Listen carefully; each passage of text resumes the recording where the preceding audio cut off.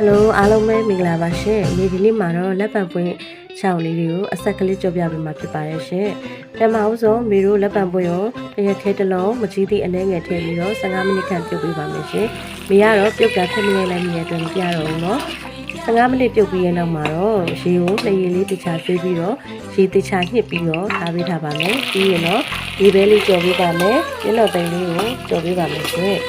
ဒီဘဲတို့ပြင်းတော်သိန်းတို့ကတော့အကျွတ်မြန်တဲ့အတွက်ခဏလေးပဲကြော်ပေးပါမယ်ပြီးရင်စစ်သွန်ပြူပြားလေးတွေကြော်မယ်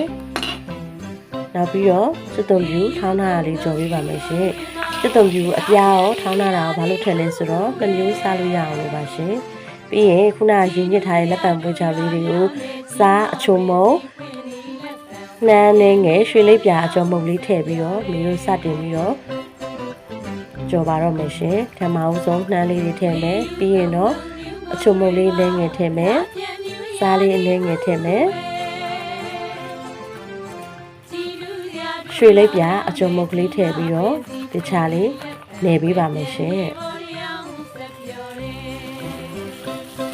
တခြားလေးလက်ဆက်အောင်နေပေးပါမယ်မိကအညာတန်လို့အပွင့်တန်လေးတွေနဲ့ပွင့်ဖက်လေးတွေကိုတက်တက်စီခွဲပေးထားပါတယ်။ဘာကြောင့်လဲဆိုတော့ဒီပွင့်ဖက်အပြားကြီးကြီးတွေကကြတော့နည်းနည်းကြော်ရတာတကြားလေးကြော်ပြီးမှအဆင်ပြေမှာဖြစ်တဲ့အတွက်ကြောင့်မို့လို့မျိုးတက်တက်စီခွဲပြီးကြော်ပေးပါမယ်။ပြီးရင်တော့စီပူရဲတွေကိုထည့်ပြီးတော့ကြော်ပေးပါမယ်ရှင်။ကြော်ပေးပါမယ်ရှင်။ကြော်ပြီးရနောက်မှာတော့စာအုပ်စုံဒီအညာတန်ရှည်တန်လေးတွေကိုအရှင်းဆုံးကြော်ပေးထားပါတယ်ရှင်။သူကတော့ခဏလေးပဲကြော်လို့ရပါတယ်။ဘာဖြစ်လို့လဲဆိုတော့သူကအရန်နူးညံ့တဲ့အတွက်အကြာကြီးကြော်စရာမလိုဒီပွင့်ဖက်ပြပြလေးကိုတော့နည်းနည်းလေးကြကြလေးကြော်ပေးပါမယ်ရှင်။ကြော်ပြီးရနောက်မှာတော့အကုန်လုံးဆယ်ပေးထားပါမယ်။ပြီးရင်တော့